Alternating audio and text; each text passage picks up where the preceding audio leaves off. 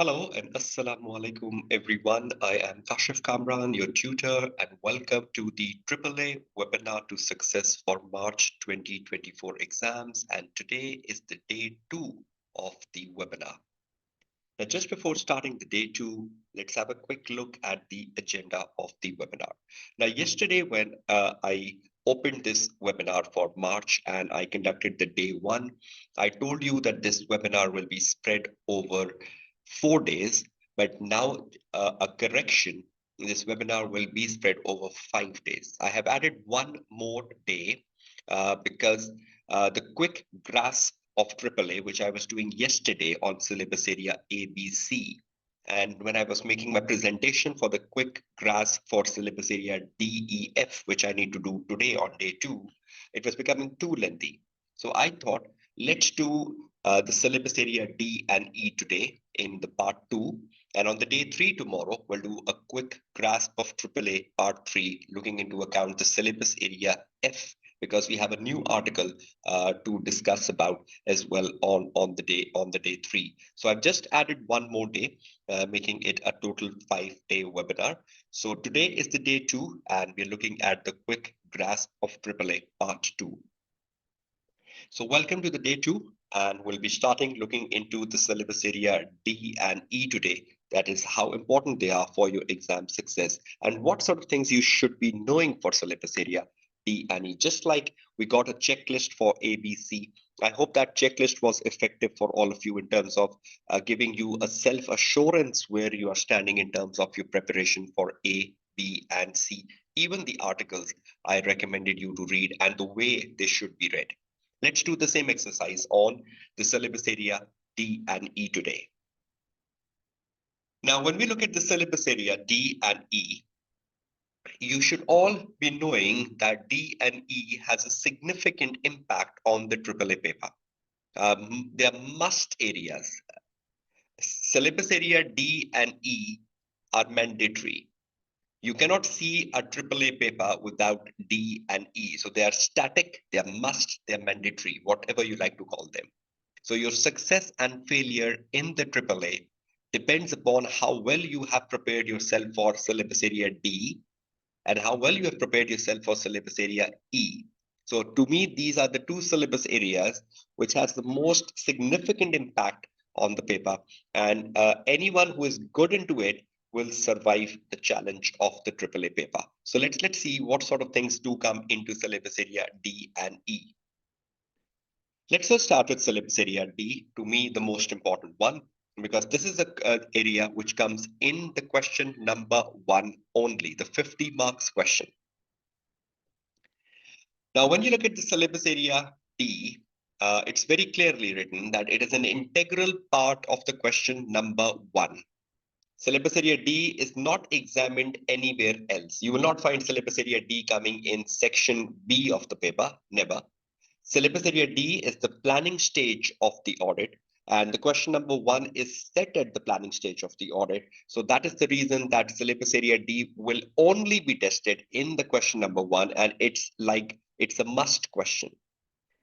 Now, syllabus area D has two aspects when you look at the syllabus, so that you understand the exam definition very well, that what can your examining team ask for from the syllabus area D.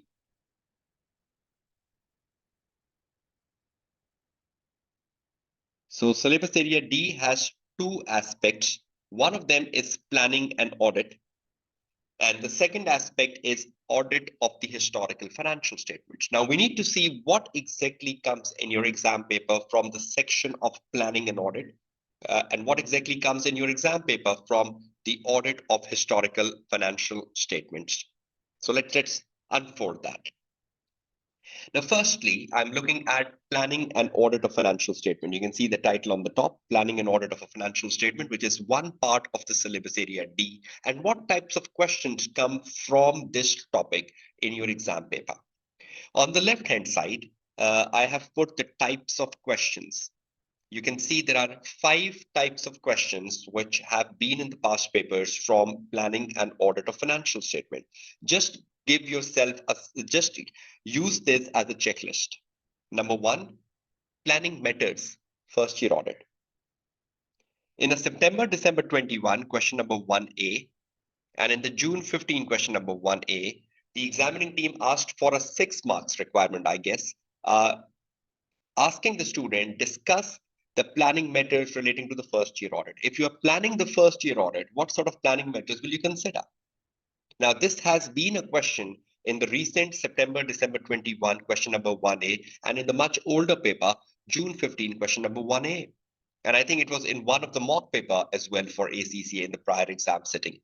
So as a student, you should be well versed. You should know what sort of matters you consider when you're planning the first year audit. And again, you have to connect them with a case study. Number two question, which comes from planning the audit of a financial statement, is evaluation of the audit strategy of a component auditor. 2 times we have seen a question on that. And 2 times the examining team has given you an audit strategy of a component auditor and has asked you to evaluate the audit strategy of a component auditor in terms of what was wrong in the audit strategy, what was the weaknesses in the audit strategy of the component auditor, and as a group auditor, how would you take actions to improve upon the audit strategy of the component auditor? March 20, question number 1B and September 18, question number 1C are two good examples of this topic being examined. I think in both cases, it was a 10 marks question. Number three, evaluate the significant business risk. Now we know this word significant is being used more regularly since September 22 exam in line with the revision of ISA 315. So evaluate the significant business risk. You know, business risk is a very popular topic with the examining team. You can look at questions December 23, question number 1A. You can look at December 22, question number 1A as the practice to evaluate the significant business risk. Then number fourth, evaluate and prioritize the significant audit risk or the risk of material misstatement. We know these terminologies have come from September 22 exam. Significant, prioritize. So these terminologies were not used prior to September 22, but since September 22, examining team is saying prioritize the significant audit risk and risk of material misstatement. I've put some questions ahead of them. March, June 23, question number 1A, December 23, question number 1B, December 22, question number 1B, September, December 21, question number 1B as your practice to know how to prioritize significant audit risk or the risk of material misstatement. And then last, evaluate why inventory is identified as a significant risk of material misstatement. This question was asked in a March, June 23 paper, a very latest paper, question number 1B. There was a separate requirement asking the student that why inventory has been identified as a significant risk of material misstatement by the engagement partner. Now you need to give a justification that why inventory was identified or on what grounds the inventory was identified as a significant risk of material misstatement. So that I think was a separate requirement for 6 marks apart from audit risk or risk in the preceding part. Now, these are 5 types of questions which have made an impact on the question number 1 from planning and audit of financial statement. You can look at the key questions in front of the list so that you can plan yourself, revise yourself in a more effective manner. If you do all these key questions, you are better assured that I know the planning methods for the first year audit. I know how to evaluate the audit strategy of a component auditor. I know how to evaluate the significant business risk. I know how to evaluate and prioritize the significant audit risk or ROM, and I know why inventory has been identified as a significant risk of material mistake.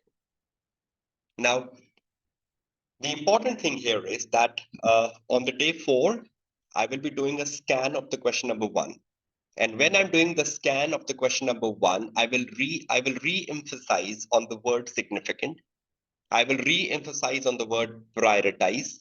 And I will re-emphasize on how the materiality determination has changed in the question number 1. So when I do a quick scan of the question number 1 on the 4th day of this webinar, we go deep inside in terms of the materiality determination in the question number 1.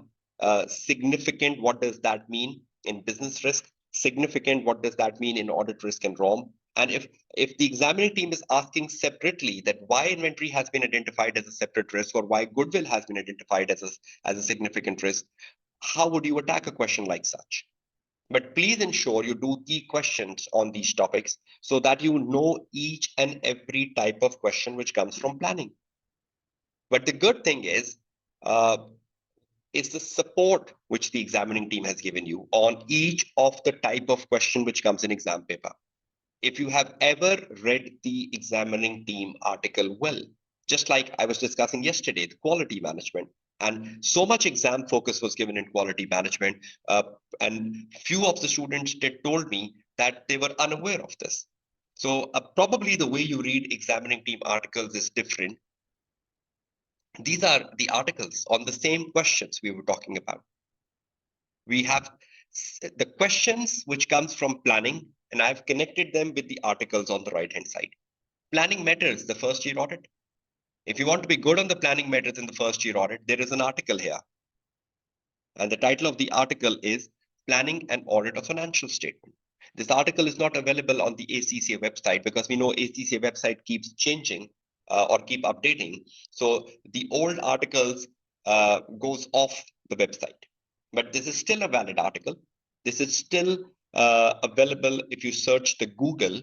On Google, you will still find this article. So I've just put the hyperlink of the article. You can just explore that. It's bit.ly, Planning and Audit of Financial Statement. It's easy hyperlink, right? Easy hyperlink for you to note down. So you will explore this article, Planning and Audit of Financial Statement, even though it's not on ACCA website, but it's still a relevant article because this article gives you a list of matters you should consider when planning the first year audit. Number two, evaluating the audit strategy of a component auditor. That is more case specific question. So there is no article on it. And then you come to significant business risk. There is an article on the website of ACCA. Exam Technique 1, Planning Question and Risk Part 1, Business Risk. And now examining team has written an article under syllabus area D and telling the students that this is how you need to write a business risk answer. And this is what is the meaning of the word significant. Now, if the examining team is asking you a significant business risk, how would you write an answer? Please read through this article. Number fourth, evaluate and prioritize the significant audit risk or the risk of material misstatement. Examining team has written an article, Exam Technique 2, which is on ROM and the audit risk in the AAA exam. And they've guided you the meaning of the term significant. They've guided you on what you need to do in terms of prioritizing the audit risk and how will you prioritize the audit risk. They've given you good examples to prioritize. They've given you good examples of how you go about significance. So please do read that particular article. And finally, evaluate why inventory has been identified as a significant risk or any balance like goodwill or like impairment. Why has they been identified as significant risk? This was addressed in the examiner article approach to section A question, which is under syllabus area D. And examining team has given us the types of questions which can come from syllabus area D. And one of the question was this. And this question came in March, June 23 paper. So if any of the student has read the examiner article approach to section A question prior to the June 23 paper, and you saw this question actually in the June 23 paper, you must be very happy. You know, oh, I read the examiner article. I know how to answer this question. Now tell me, honestly, all of you, for every key question which comes from planning, is there a support from the examining team? I normally find students that they're preparing themselves for AAA, but they don't have an approach to prepare. And that's one of the key reasons they fail. They're preparing themselves for AAA, but they don't know, okay, what comes from this topic and are there any supports available? Rather than they keep running after books and resources or notes or etc. All of you, do you find this list in front of your screen like something effective for the next 20-25 days you have on hold? Do you know what comes from this topic and do you know how to prepare it? And do you also know the questions you need to do? Is this like becoming a holistic checklist for all of you? Anyone who is not part of my WhatsApp group, please, you can message me and I can send you the presentations of this webinar. You can take a printout of these presentations and use them as a checklist to prepare yourself for the upcoming exams. So you can ask for the presentations on any channel, on Instagram, on LinkedIn, on Facebook, on WhatsApp. So you can connect with me anyhow. I'll be giving you my number as well at the end of the day, right? I can just put my number for everyone in the chat box. My WhatsApp number is 923332383442. I've just sent that as a message to all of you, right? Please ensure you note it down. So when you are preparing yourself for syllabus area D, planning and audit of financial statement, have you ever wondered what exactly comes from planning? 5 things. Which questions should I do? I've just mentioned that. Which article should I read to be good at? Now look at these. These articles are exam technique articles. And I always tell my students, never skip an exam technique article because they're not giving you the knowledge. They're telling you how to solve a question. And that is the problem with the student. They fail the AAA paper because they don't know how to write. So exam technique articles is a wonderful guidance from the examining team telling you, okay, this is how you write a business risk. This is how you write an audit risk for 3 marks. This is how you write a business risk for 2 marks. And just to cut short my discussion before I move on to the remaining part of the syllabus area D, I'd just like to show you something from my previous material I have on YouTube. I hope you can see on the screen December 23 webinar to success. This is available on my YouTube channel. And December 23 webinar to success, which was again a free content, day four of this webinar, the updated ones. The day 4 of this webinar for December 23, I covered the updated marking scheme. So the marking scheme for every topic which comes in AAA. So if you want to know the updated marking schemes, just watch the day 4 of the December 23 webinar to success, and you will get all the summarized marking schemes within this webinar, and you can just note them down. So please ensure you're watching this.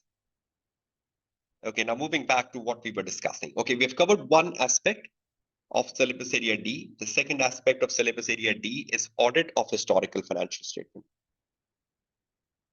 What comes from audit of historical financial statement? Because that is the title of syllabus area D. The title of syllabus area D is planning and audit, and the audit of the historical financial statement. So from the section of audit of historical financial statement, only one question comes in, which is the very favorite question of your examiner, you know that, which is design the principal audit procedures to be performed in respect of whatever. Sometimes it's goodwill, sometimes it's impairment, sometimes it's inventory, sometimes it's anything. Sometimes it's share-based payment, sometimes it's a government grant, it could be anything. Design the principal audit procedures to be performed. You must have seen this coming in question number 1 on a consistent basis in each of the question number 1. See the types of questions I've given you. September, December 21, question number 1C. September, December 23, question number 1C. March, June 22, question number 1B. September 22, question number 1C. December 22, question number 1D. It's in question number 1, almost in C or D, in any of that part. Principal procedures to be performed on something. This is the typical question, right, which comes in every exam sitting for like 6 to 8 marks. So that is only one question from audit of historical financial statement. So from planning, we have 5 questions. And from audit of historical financial statement, we have 1 question. So in total, we have 6 questions, which comes from syllabus area D. Is there any article which tells you how to write a good procedure? Have you ever explored that article of writing a good procedures? Yes. This article again is not on the ACCA website because again ACCA website keep their website updating. So some of the article goes off because of the lack of space. This article is on the Google. You can still search. You will get an ACCA website link for this article. I've just put it here. This is bit.ly/audit procedures. I've made the link more easier for you so that you all remember. This is an exam technique for AAA part 4 audit procedure. And in this article, the examining team gives you examples from past papers and tell you this is how you write a good procedure. And they also tell you what are attributes of a good procedure. What are attributes of a good procedure? And I've covered these attributes so many times in my previous webinars, which I normally refer as CASP, CASP. I've taken these attributes from this article, and C means case specific. The procedure has to come out of the case. A means action. S means a source, a subject matter, and P means purpose. So if you're writing a procedure which is linked to a case, has an action, has a source or a subject matter, and has a purpose, it's a good procedure. Now, if you read this article, the examining team will give you example of purpose, source, action. So you will learn that. So please ensure you're spending time on this article so that you can excel on audit procedures. It is an area where students have the most of the fear in the AAA paper, how to write procedures. Is everyone clear with the syllabus area D? 6 types of questions in total, 1 under audit of historical financial statement and 5 under planning and audit of financial statement. I've given you the key questions and articles to read,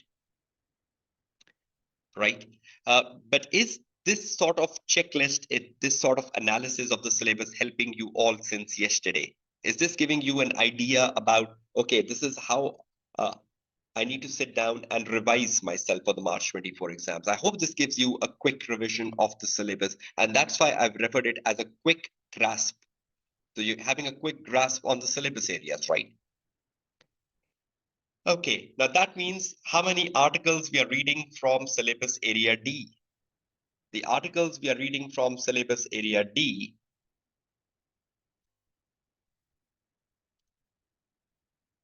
three on the left hand side, which are on the ACCA website. So you go to the ACCA website and you download these 3 articles from syllabus area D. They're all under syllabus area D on the website. I'll just show you. Exam technique 1, business risk. Exam technique 2, audit risk and ROM. And number 3, approach to the section A question. So these 3 articles you can easily download from the ACCA website. The fourth one, which is about exam technique for audit procedure, this is not available on the website. You can search it on the Google with this title, or you can just look at this link, bit.ly/audit procedures, and you will find this article. 4 articles from syllabus area D, and you take a good control on this area. I hope you're all sound and clear with this. Okay, if I can just show you the articles. I hope you can see the article screen on your list now, the technical articles, and you just go down and you go down to the syllabus area D. The best part is they've categorized articles by syllabus area. So you click on D and you can see this approach to the section A question, and then exam technique 1, planning, business risk, and exam technique 2, audit risk and ROM. So that's what you can look for from this particular area. Okay, back to my presentation then. Okay, any questions from syllabus area D or anything you would like to ask in? I will be doing a holistic scan of question 1 on the day 4. So before I start the syllabus area E, if you have any questions pertaining to the syllabus area D, you're more than welcome to ask it.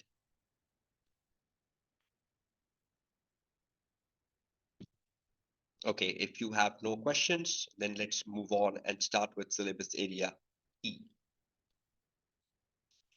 Now, you know syllabus area E. Yes, it will be good, Akbar, to read the articles again. But if you have read them very well the first time, or you have developed some notes while you were reading it for the first time, Akbar, then there is no such need. Okay, Nia is asking a question. So even if it doesn't say in a question to prioritize the risk, we should prioritize it. Nia, since September 22 exams, this is the terminology being used in. So even in the 24 exams, you will see examiner consistently using the terminology prioritize the significant risk. So it's not the case the term will not be used in the paper, it will be used. Okay, now moving on and starting with syllabus area E. Now, syllabus area E is an integral part, just like syllabus area D. Question number one is syllabus area D. You move to the section B of the paper, where you have two 25 marks question. Syllabus area E is an integral part of section B, must. Now, one of the question in section B, either two or three, will be from E, must. Mostly it's three, sometimes it's two. But you will never find an exam sitting without E. So E is must, just like D. Let's see what sort of things comes from E and how you can take a strong control on E. Syllabus area E has four parts as it relates with completion and reporting stage of the audit. So one of the question in section B comes from completion and reporting stage, and it is must. But when you look at the completion and reporting stage in the AAA paper, there are four possible outcomes for exam paper. Either you get a question on evidence, either you get a question on going concern, or you get a question on communication with those charged with governance, or you get a question on audit report. Four possibilities. I'll go with each one of them. We'll see what sort of questions have come from this topic in the past paper. I'll give you the articles to read, and I will give you the key questions to practice so that you are very strong on evidence, going concern, communication with TCWG, and audit report, because that is, I've seen so many students who believe syllabus area E is just audit report. You're taking a very narrow definition, a very wrong definition of syllabus area. Syllabus area E is completion and reporting. And there are four logical things at the stage of completion and reporting, which are examined in one of the question of section B.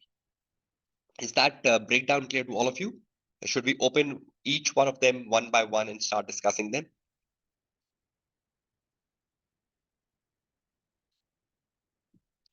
Okay, let's move on. Okay, we are starting first with evidence. The first aspect, we're looking at the key requirements which comes from evidence and the key questions. On the left-hand side, the types of questions. Number one, comment on the matters and explain the evidence in the working paper file. This is quite a common question in the past paper. And the question asking you that you should comment on the matters given in the case study and then explain the evidence for each of the matter you will find in the working paper. And you can see these questions here, December 22, question number 3A, March, June 21, question number 3A, and March, June 22, question number 3A as good examples of questions to practice on. Now, we know in an evidence question, when the examining team is asking you to comment on the matters, these matters are accounting treatments.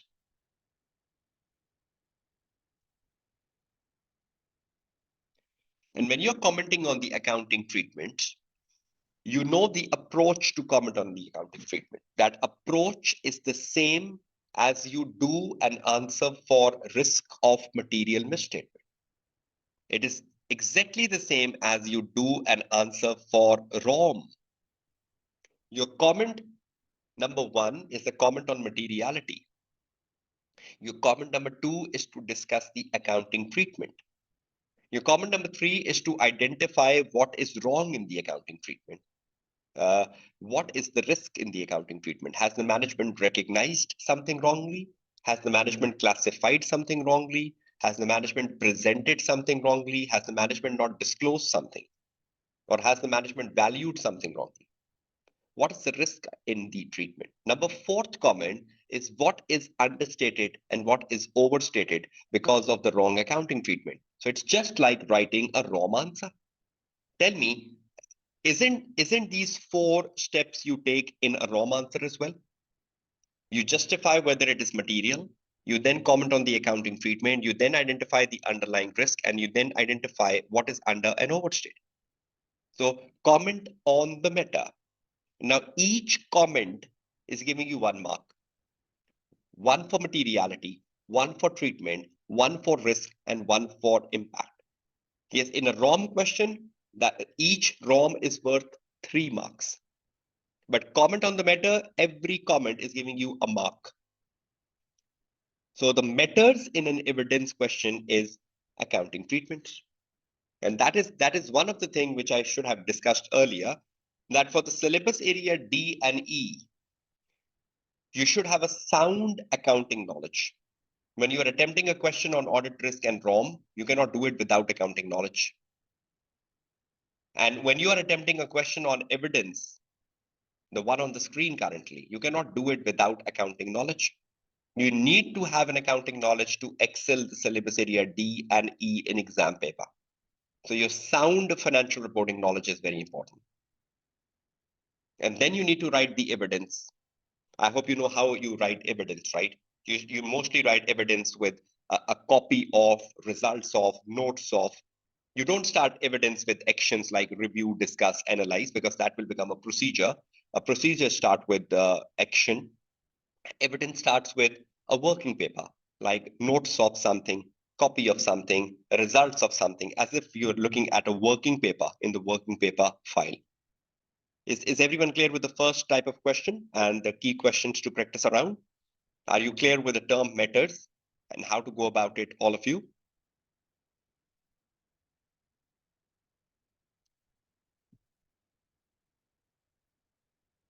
Okay.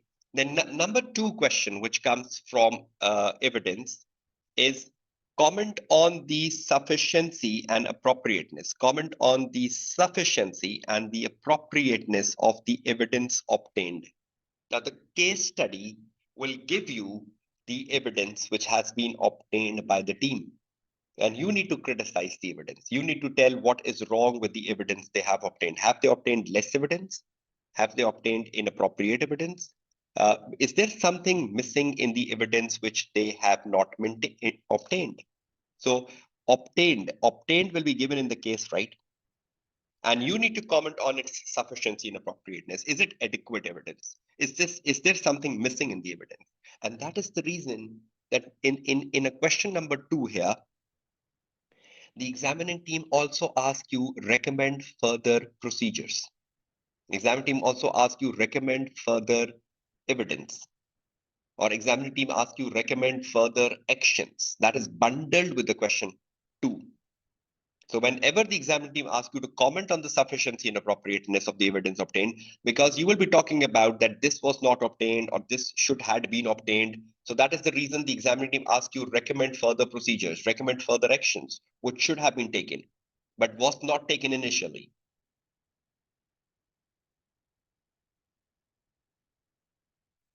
Yes, this is day 2 of the webinar. So comment on the sufficiency and appropriateness. If you want to excel in that area, do the March 20 question number 2A, and do the December 16 question number 2. And you know how to do a question around commenting on sufficiency and appropriateness of the evidence. But please ensure you know the types of questions which comes on evidence. You have practiced each one of them and you know exactly what is to be done. That is important. Now, is there any article which can give you some sort of a mindset on evidence, particularly this question, comment on the matters? Yes. Comment on the matters and explain the evidence in the working paper file. For this particular question, there is an article on the website of ACCA, and the article title is Examining Evidence. You will find this under the syllabus area D on the website. If you read this article, examining team has solved a question, even solved a question on comment on the matters and explain the evidence. Have you ever read this article? I think the percentage would be very less. They have solved a question on comment on the matters and explain the evidence in working paper file. You can learn from that. Yes, for comment on the sufficiency and appropriateness, there is no article. But at least there is an article on evidence, and for rest, you can do the past paper practice. Is that clear to all of you? The requirements from evidence and the key questions and the key articles to go through. Should we move on to the other aspects now of syllabus area E? Okay, the other aspect of syllabus area E is going concern.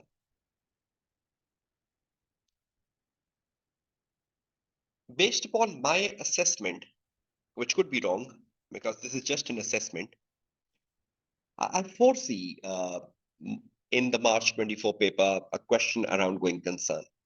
I don't know why, but this is just like some sort of an assessment. And on that basis, I believe this is an important area to come in March 24 exams. But even if it is not coming, this is the key area. This is an important area which you should be good at. What sort of question comes on going concern? Only one type of question comes on going concern, and that is in December 18, question number 2. That is it. And this question covers everything. Number 1, comment on the matters which may cast doubt on the going concern status of the XY seeker. You read the case, and from the case, you identify the matters, not the accounting matters, the matters which may cast doubt on the going concern status of the company. And definitely those matters will be given in the case. You read the case and you identify the problems and the issues which you believe will bring a doubt on the foreseeable future of this organization. Can you explain that why and how this matter will impact their foreseeable future? How will this matter impact their profitability or sales or their relationship with the stakeholders? Because uh, if a matter is affecting your objectives as a business, if a matter is affecting your critical success factors as a business, there is a doubt on your future. So every matter you need to talk about its implication for the business in terms of sales, profit, market share, relationship with stakeholder, anything, or inability to pay the obligations on time because of the liquidity problems. Then in the second part, explain the procedures or evidence on a cash flow forecast. Every time the examining team gives you a question on going concern, in the second part of the going concern question, they give you a cash flow forecast, which the management has prepared to show you to show you the future liquidity. And then the examining team asks you, what evidence will you obtain on this cash flow, or what procedures will you perform on cash flow? So this is just like a question on evidence. And then in the last part, the examiner teams ask you implication for the audit report if disclosures are not given or given. So if the management has given the disclosure of the going concern, what will you do? Or if they have not given a disclosure, what will you do? I hope you know the reporting implications of this MURGC. So when the disclosures are given, you do add an MURGC para. But if the disclosures are not given, you need to think about modifying your audit opinion. You need to think about whether it is material or material and pervasive. You need to think about whether it is qualified or an adverse opinion. So implication for the report if disclosures relating to going concern are given or are not given. December 18, question number 2, one question, you do it and you will excel. The best part is that on a going concern area, there is an absolute article which gives you everything. They give you procedures, evidence, methods, everything. So you just read that article, you get to know the reporting side, procedure side, and the matter side, everything. And that wonderful article is itself known as going concern. And this is under the syllabus area E. So just read this article under the syllabus area E, going concern, and you will excel on this subject matter. So one question, one article, and you know everything about going concern, even the MURGC part, right? But to me, this looks important for March 24 exams from syllabus area E. Is that clear? Should we move to the next aspect of syllabus area E?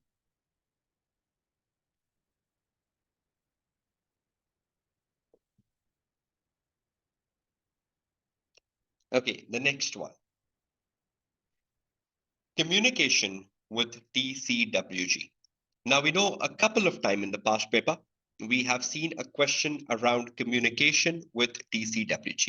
A lot of time the student believe that reporting in syllabus area E is only the audit report to the shareholder. No. Reporting in syllabus area E is of two types. The reporting to the shareholder, which is the audit report, but also the reporting you do to TCWG, your communication with TCWG at the stage of completion of the audit. You first communicate the problems, the issues, the matters to TCWG. If those matters are not addressed or if those matters are not solved, then you think about the implication for the audit report. So communication with TCWG is before the issuance of the audit report. And this is a separate topic in AAA. Let's see, are there any supports available for you to understand this topic and what are key questions on this area?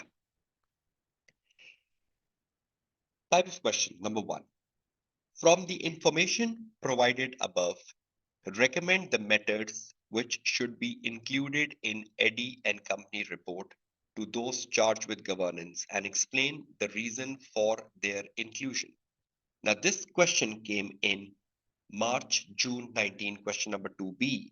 And the question was asking, from the information provided above in the case study, recommend the matters which Eddy and Company, the audit firm, should report to TCWG and why they will be included in the report. It's a case study question, right? You read the case study. From the case study, you identify the matters which you think you should include in a report to TCWG. You should inform them to TCWG and why you should be informing them, why you should be including them in a report to TCWG. So there could be some problems in the case study. There could be some issues in the case study. There could be some significant material accounting treatments which the management has done wrong treatments with. So there could be any sort of problems, internal control weaknesses, which you want to inform TCWG. So from the information provided above, identify the problems you should be communicating and why. March, June 19, question number 2B.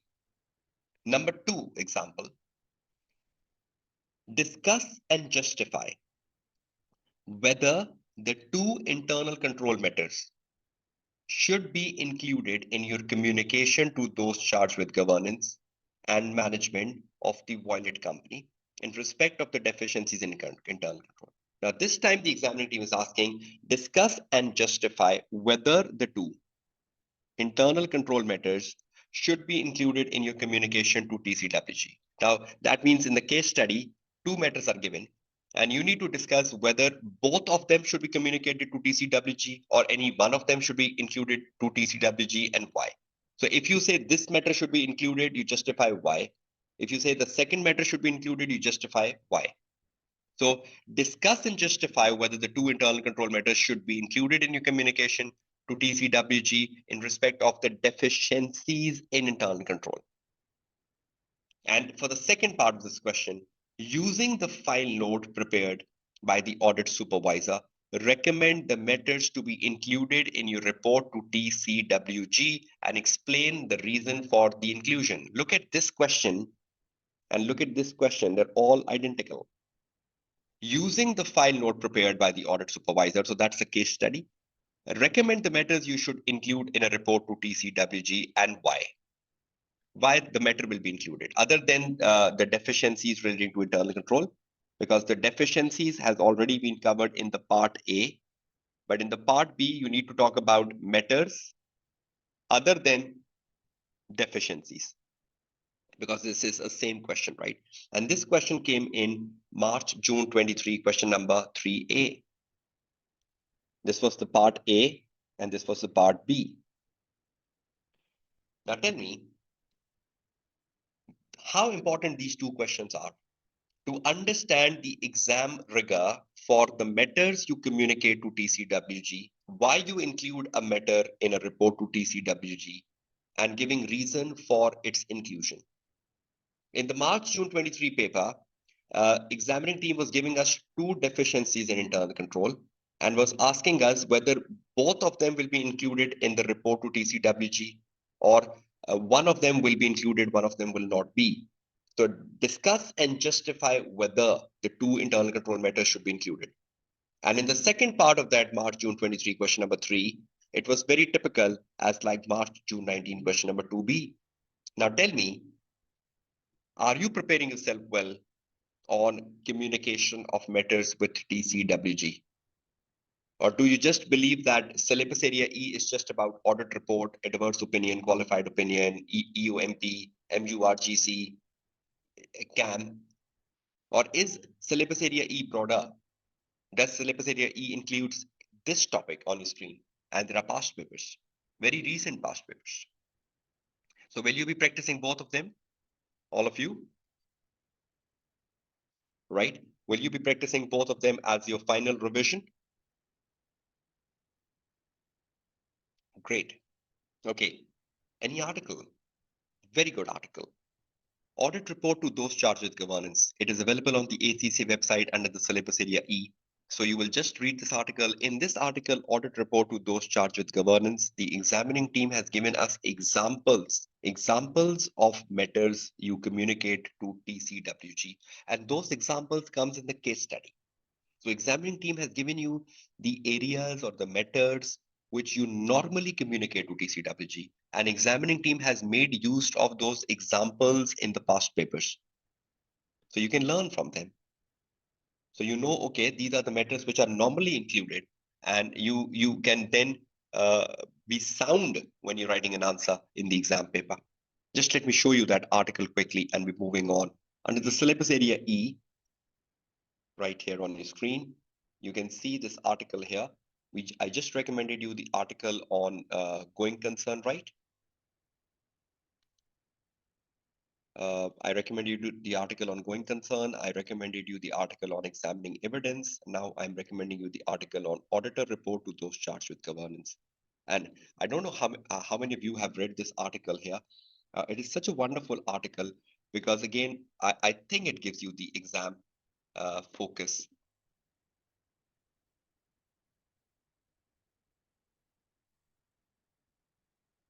It too gives us the list here, sorry. See this. Can you all see on your screen matters to be communicated to TCWG? The examining team has given us a big list here. And then they are also telling that apart from these matters, these are other relevant matters to be communicated. So not just these matters, but also these matters. Now, examining team when making a case study will use these examples and will put these examples in a case study and will then ask you why this matter should be communicated. So please read this article. This article will give you a sound understanding of how you should be approaching a question on this topic. And now that is bringing us to the last point on the syllabus area E, a more important area from syllabus area E known as audit report, and one of the favorite area of the student, even though they're not performing very well on this area. Fourth area, audit report. Key questions coming in exam paper. Now, you know, there is so much variety of questions when you look at audit report. So I will be recommending you all possible questions on audit report with the key questions you should be attempting. And then is there any article you should be reading to excel? Because the most problematic thing the student do in a reporting question is they mess with the different opinions and paragraphs. They mess with MURGC, EUMP, key audit matters, other information paragraph, other meta paragraph, qualified opinions, disclaimer of opinions, adverse opinions. They're just puzzled. They don't have very clear rules and regulations when to use which, and they just confuse them all. They become puzzled with it, and then just destroy their answer around audit report. So let's see what sort of questions you need to practice on. And is there any good article which can give you clarity on the rules and regulations? Types of questions. Critically appraise the key audit matters extract from the given audit report. This question came in March-June 23, question number 3B. We know critical appraisal of the report is a very important question. But in the March-June 23, question number 3B, examining team only asked you to critically appraise the CAM section of the audit report given in the exam paper. So you need to look at the CAM section of the audit report and you need to tell what is wrong with that CAM section. Have they included anything in a CAM which should not be a CAM? Or have they rightly included something as CAM, but the way they have explained CAM in the audit report is inappropriate as per the ISA 701? So critically appraise the CAM extracts from the given audit report. And normally a question also asks you critically appraise the draft audit report, right? Which is a broader version, not just the CAM section, but critically appraise the audit report given in the exam paper. So please do a question, March, June 23, question number 3B, to be good on that. Next type of question. Evaluate the matters which should be discussed with management in relation to each of the unresolved issue, comma, and recommend the further actions necessary prior to issuing the audit report. So evaluate the matters which should be discussed in relation to each of the unresolved issue. So now again, the matters you are discussing, again, for the matter, you will discuss the materiality. For the matter, you will discuss the treatment. For the matter, you will discuss what is the risk in the matter, right? Like what is wrong in the matter? Have they wrongly recorded something, wrongly recognized something, wrongly classified something? And then you will tell, because of this wrong classification or wrong valuation or wrong recognition, what is understated or what is overstated. So this is evaluate the matters you should be discussing with the management in relation to each unresolved issue. So for every unresolved issue, you will first look at the materiality. You will then look at the treatment. You will then see what is wrong with the issue, what is the wrong treatment the management has done. And because of that wrong treatment, what is currently under and overstated in the financial statement. Then the examining team is asking you, and recommend further actions prior to issuing the audit report. What actions will you take? Will you communicate this to the management? Will you discuss this with the management? Will you ask the management to rectify it? Because see, issuing the audit report is the last action. I hope you all agree with me. But prior to issuing the audit report, will you talk to the management? Will you ask management to resolve it, rectify it? If the issue is resolved, will there be any impact on the audit report? No. But yes, if the issue remain unresolved and the management is not listening to you after taking the actions, then you go down taking the impact on the report. So actions and methods. It do happens with students that they don't read the question fully. Either you write matters and you skip actions, either you write actions and you skip matters. How many things is the question asking to get full marks? I hope you can all see that, right? Matters, actions. Please read the question fully. That is very, very important. And the second part of this question, because there is another and here, and assuming that the management does not make any further adjustments. So management is not making any further adjustments to the financial statement, justify an audit opinion and explain the aggregate impact of both misstatements on the audit report. So justify an opinion and explain the aggregate impact of both misstatements on the audit report, not individual impact on the audit report, but aggregate impact. So there must be A and B. So when you're looking at the aggregate, you will look at A plus B and you will say, okay, this is the aggregate. Now look at the aggregate in terms of materiality. And if the management is not rectifying the aggregate, see how material it is, and then issue an opinion, either qualified or adverse, whatever that is, and then explain that, then then tell how the opinion will modify the audit report. Because when you issue a qualified opinion or an adverse opinion, your report automatically becomes modified. See how many things were there in this question? Methods, actions, then justifying an opinion, and aggregating the misstatements. 4 things were asked for in this question if you read within the lines. And this came in September, December 23, question number 3. And this is quite a repetitive question. This is not the first time it came in. I'm just giving you examples so you know such questions exist in past papers. But this is the question which is the most popular with examiner, which is the most repetitive in the history of AAA. So please ensure you know matters, you know actions, you know opinion, and you know aggregate. 4 things. So when a question is as long as this, reading them, stopping with every comma, stopping with every and is very important. Because most of the time the students don't read the question fully and they spoil the answer. Is that clear with all of you? The 2 questions you're looking at on your screen currently from March, June 23 and September, December 23, before I proceed further to other questions.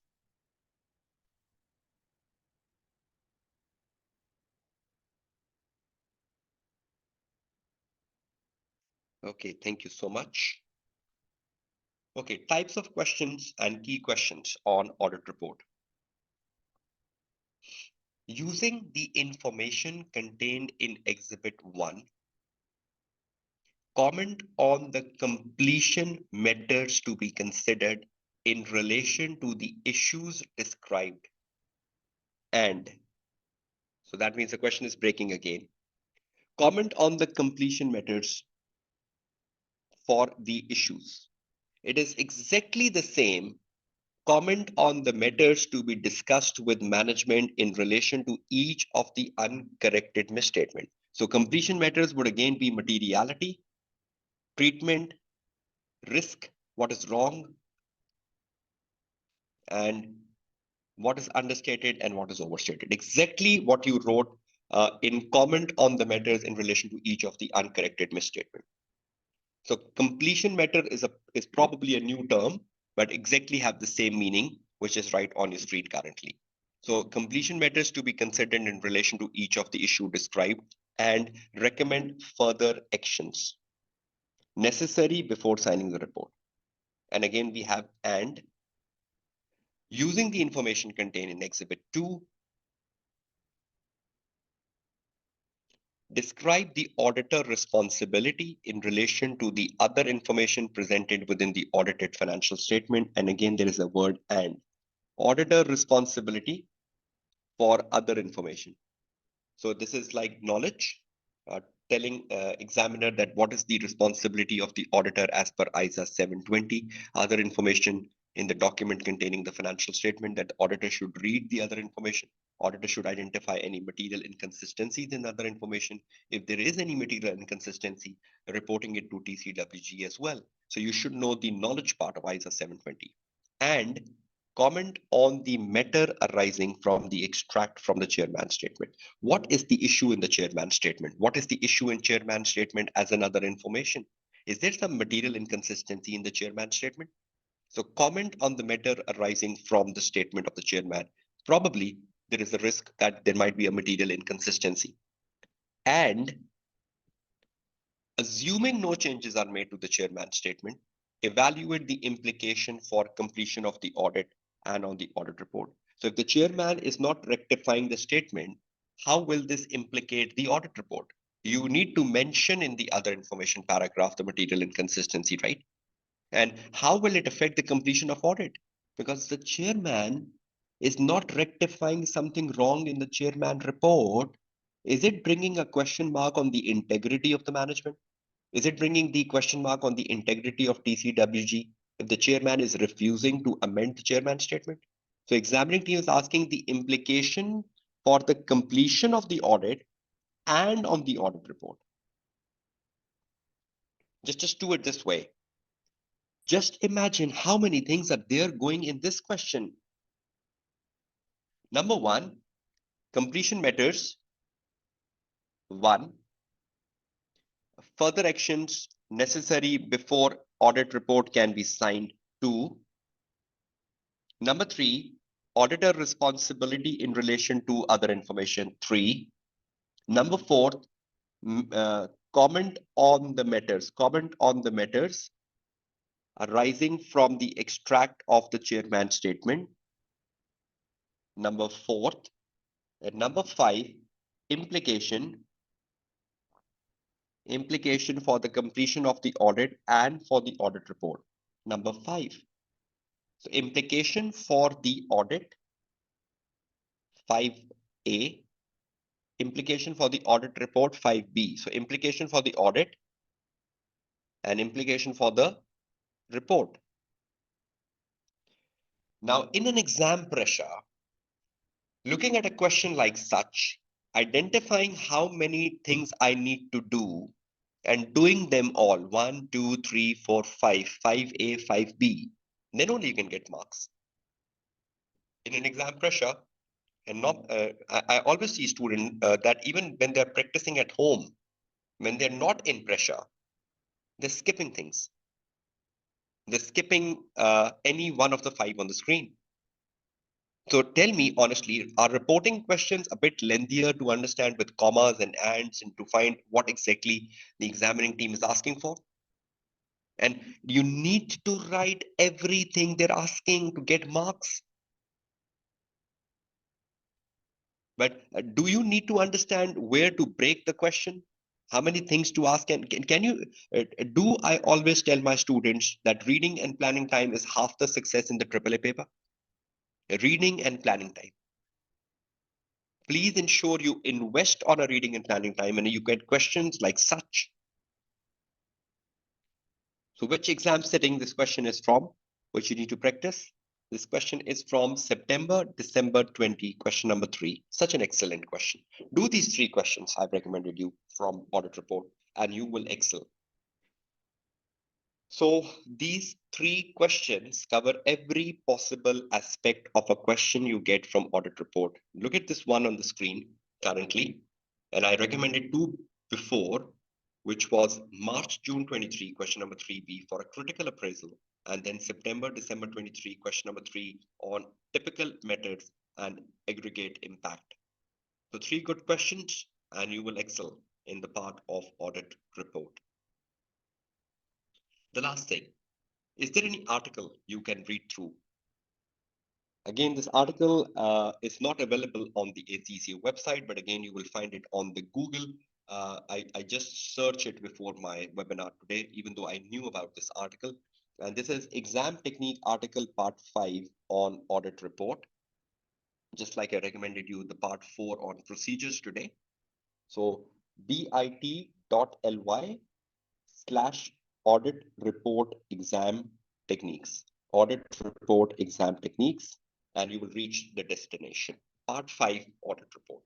And this article is such a good article because it tells you about EOMT, MURGC, key audit matters, qualified opinions, adverse opinions. And then the best part is they tell you about the student blunders. If I can just show you this article for a minute.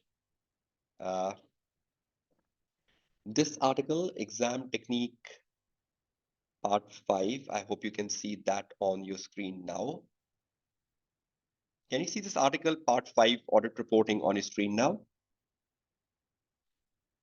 All of you? Good. Now, when you go down this article, it first of all tells you about audit opinions. So you can learn them from here, right from here, audit opinions. Then you go down, they tell you what sort of common errors the student do with opinions. So you can learn from these common errors. That's the best part of this article. Then they tell you about modified opinions.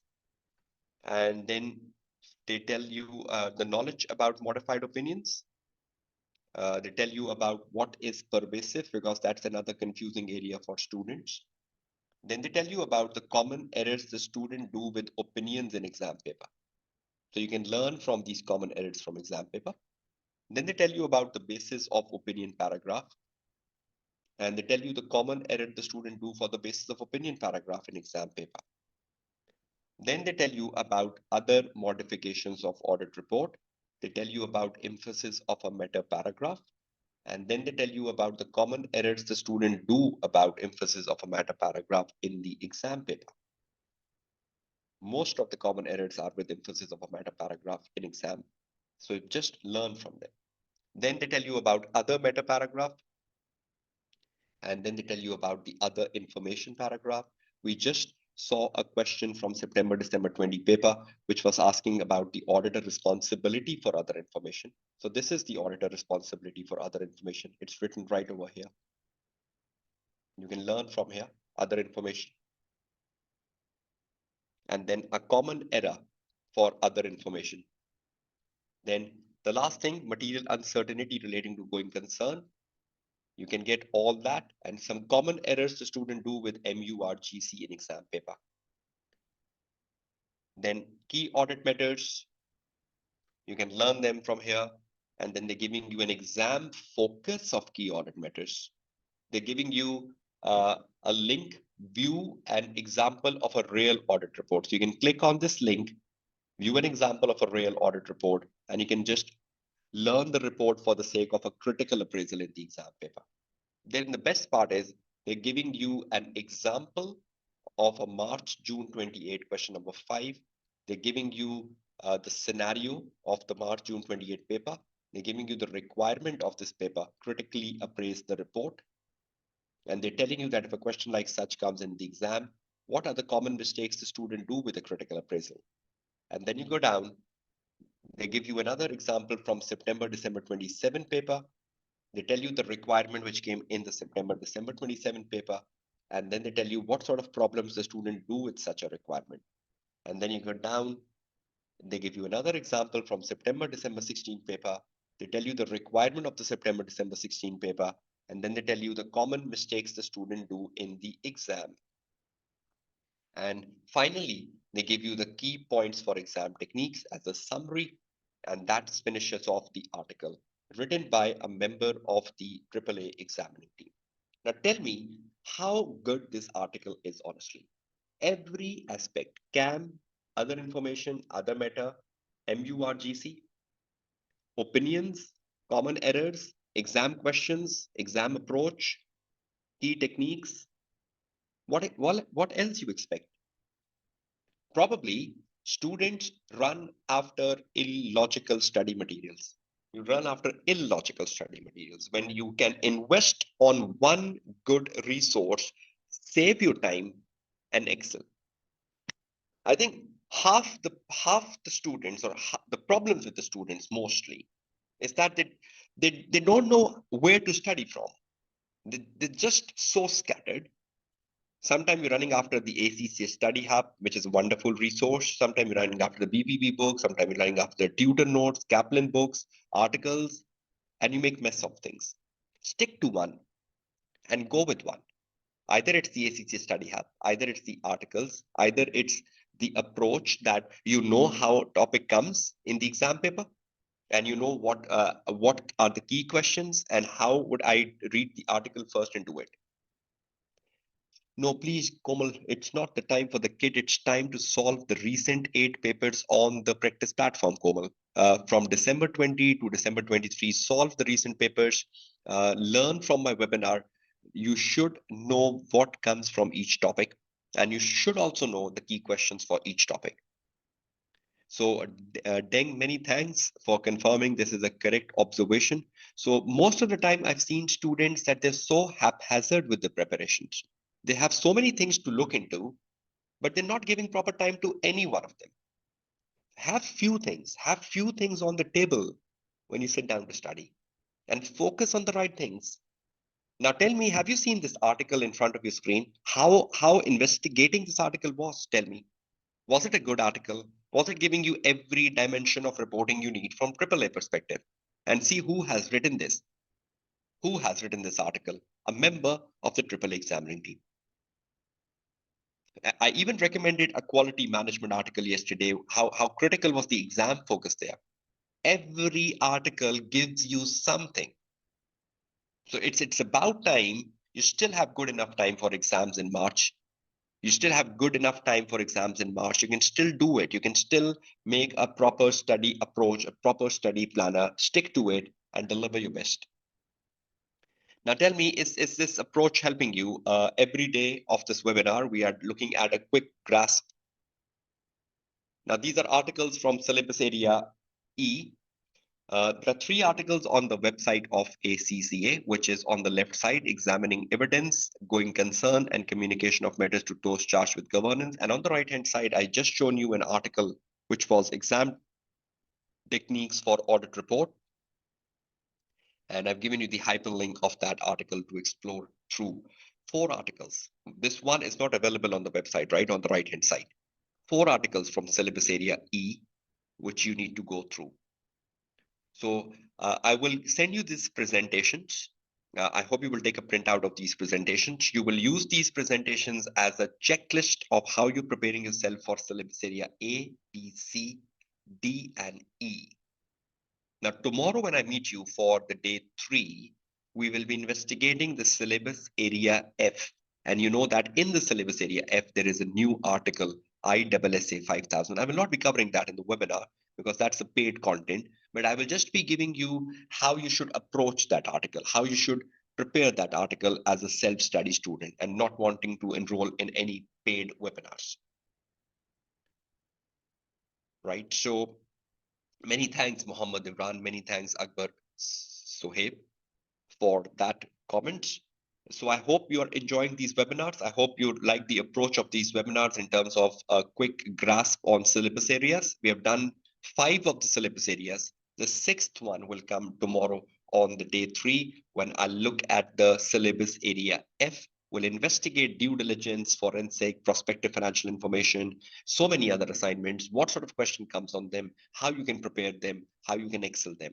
So by tomorrow, you will have a quick grasp on all the 6 syllabus areas, and then you can sit down, take a printout of my presentation, and you just make this a checklist and keep assuring that you've done each and everything guided to you on the day 1, day 2, and day 3 to excel in the upcoming exams. Is that clear? I hope you like the day 2. So I'm just signing off now from the day 2. I just want to keep each day shortened so that you can effectively watch it. I just don't want to drag each day. And tomorrow I will be meeting you for syllabus area F in terms of guiding you the key questions, the key articles, and how you should be approaching the syllabus area F from exam perspective. So this is your tutor, Kashif Kamran, and I am signing off from the day 2 of this webinar to Success for March 24. If you need the presentations, please reach to me. The WhatsApp groups, I will post these presentations, but if you're not part of the WhatsApp group, just do drop me a message on my WhatsApp number and I'll be sharing that with you. I'll try my best that I put my WhatsApp number with the YouTube video when I upload it on the YouTube channel. So you can also get hold of my WhatsApp number to reach me. Thank you so much, all of you, for taking time out and coming into the live session, and wish you all the very best of luck for your upcoming exams. Take care. Goodbye and Allah Hafiz.